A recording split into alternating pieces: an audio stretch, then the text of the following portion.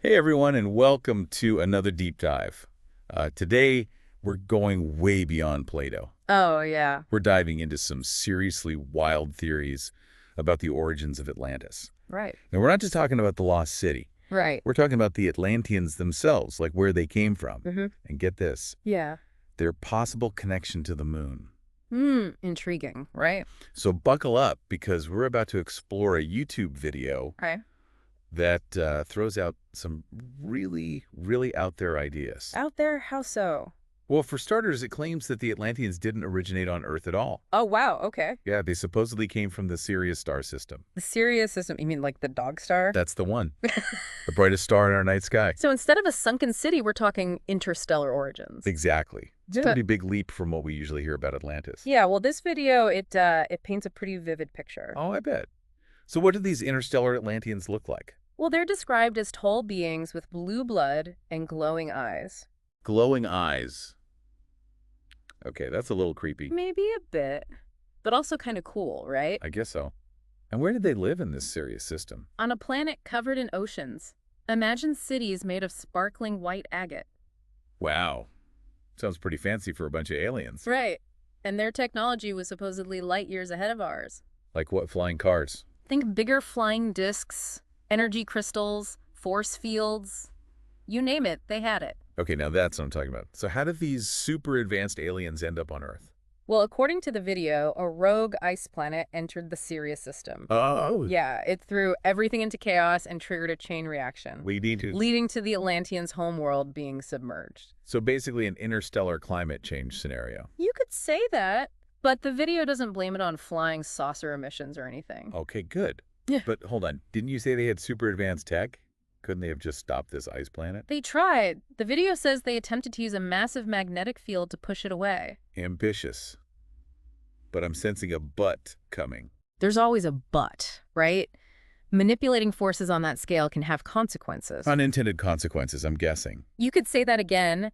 The magnetic field destabilized the ice planet. Oh no. Yeah, its surface melted, causing torrential rains that flooded their entire world. So their planet is underwater.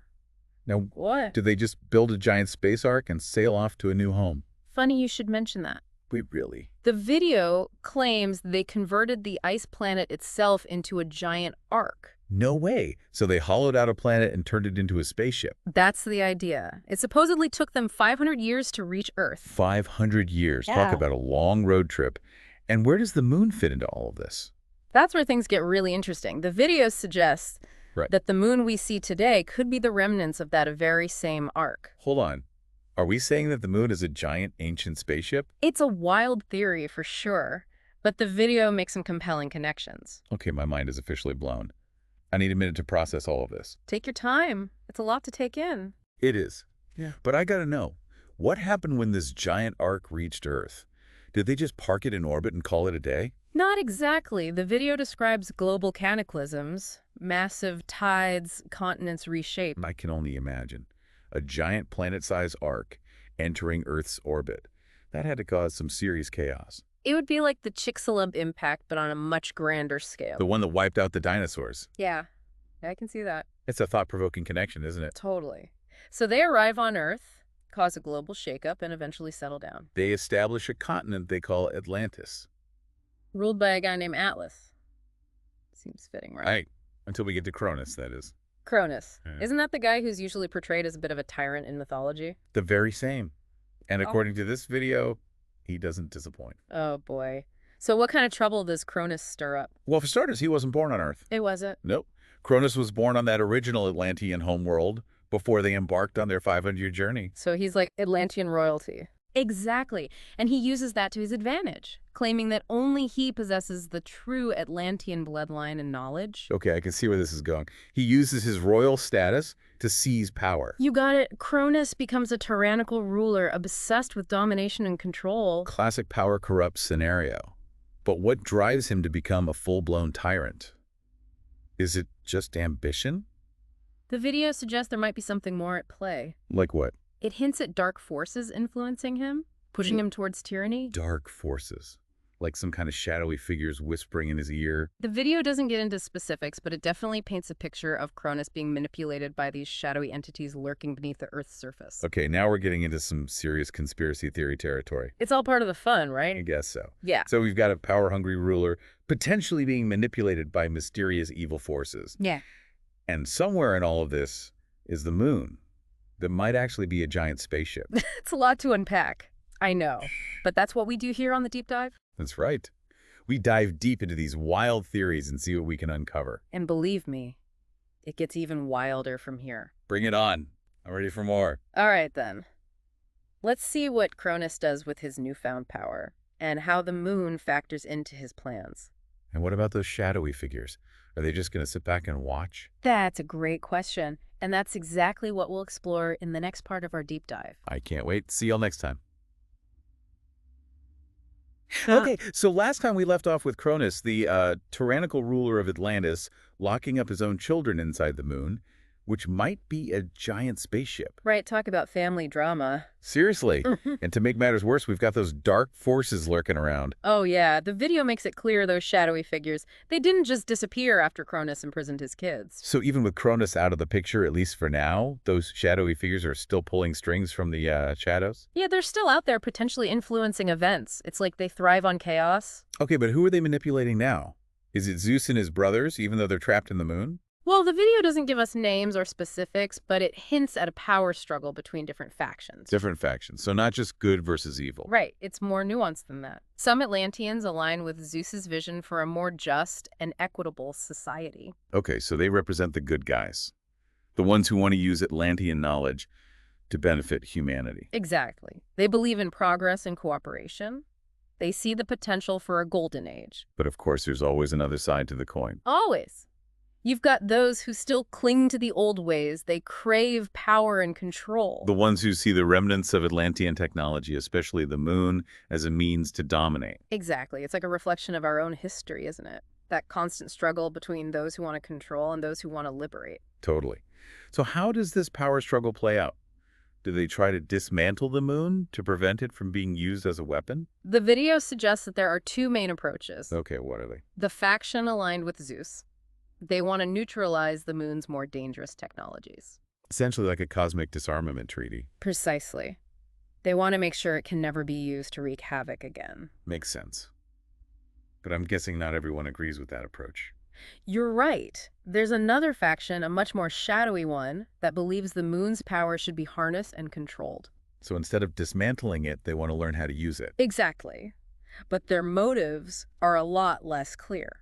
Especially with those shadowy figures lurking around. Who knows what kind of chaos they could unleash. It's a dangerous game for sure. And just when you think this couldn't get any more complicated, the video throws another player into the mix. Oh, no. Who is it? The Lemurians. Wait, Lemurians, as in the inhabitants of that other legendary lost continent, Mu. The one and only. I thought they were just a myth. The video claims they were a real civilization with technology and spiritual development rivaling that of the Atlanteans. And what do they want? Are they allies with Zeus, or do they have their own agenda when it comes to the moon? That's a great question. The video is a bit vague on their motivations, but it hints at a deep connection between the Lemurians and the Earth itself. So maybe they're trying to protect the planet from the potential dangers of Atlantean technology? Like some kind of cosmic environmentalists? It's possible. Or maybe they see an opportunity to acquire that technology for themselves. The video keeps us guessing. Okay, I'm intrigued. But what makes these Lemurians so special? How do they plan to challenge the Atlanteans? The video says they possessed a unique understanding of sound and vibration. Sound and vibration. We're talking about sonic weapons or something even more mystical? It's described as a mastery of the fundamental forces of the universe, a way of harnessing the very fabric of reality through sound. Okay, that's definitely more mystical than a sonic cannon. How does this sonic mastery play into their conflict with the Atlanteans over the moon? Well, the Lemurians, they saw the moon with all its technology and potential for destruction as a source of imbalance. Imbalance. How? They believed it disrupted the Earth's natural harmony. Their goal wasn't to control the moon, but to neutralize it entirely. Neutralize it. As in destroy it. Right. Wow, that's a pretty drastic solution. It is. And the video doesn't shy away from the potential consequences. It describes a cataclysmic event, a clash of unimaginable energies, as the Lemurians attempt to use their sonic mastery to sever the moon's connection to Earth. This sounds like the climax of a summer blockbuster, Atlanteans with their spaceships and energy weapons versus Lemurians wielding the power of sound and vibration. And don't forget those shadowy figures lurking in the background. They're definitely not sitting this one out. Okay, so who wins this cosmic battle? Does the moon get neutralized? And what about Earth? What happens to our planet amidst all this chaos? Well, for those answers, we'll have to dive into the final part of this deep dive. It's a wild ride, and the consequences of this epic battle might surprise you. Okay, so we're back and ready for the grand finale. Lemurians are stepping up to the plate, ready to neutralize the moon with their sonic mastery.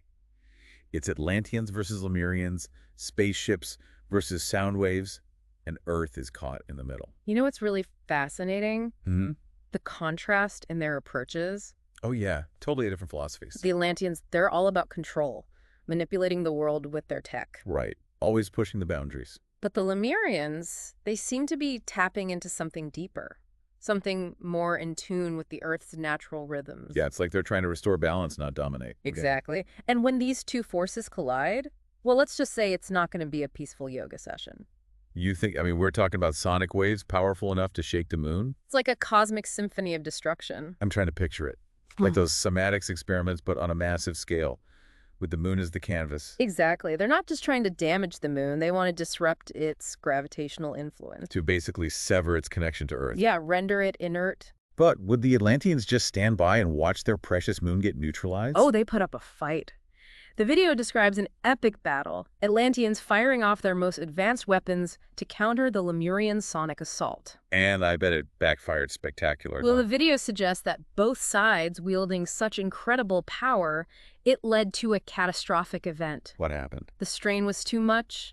The Lemurian continent sank beneath the waves. Their knowledge lost to time. Another lost civilization.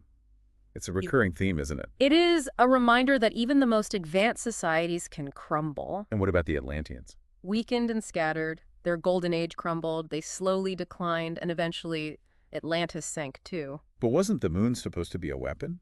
Why would its neutralization lead to Atlantis sinking? That's the twist. The video argues that the moon, despite its dangers, also acted as a stabilizing force for Earth. So removing it threw everything out of whack. Exactly. It triggered earthquakes, volcanic eruptions, and ultimately the sinking of Atlantis. So the very thing the Lemurians fought for might have contributed to the downfall of both civilizations. It's a tragic irony. A reminder that even the best intentions can have unforeseen consequences. Wow, what a story. Interstellar origins, ancient aliens, sonic weapons, lost continents. It's mind-blowing. It makes you realize that maybe we don't know as much about our past as we think we do. Definitely. And who knows what other mysteries are out there just waiting to be uncovered. That's the beauty of it. The exploration never ends. Well said. Thanks for joining us on this incredible deep dive. It's been a wild ride. My pleasure. Until next time, keep exploring.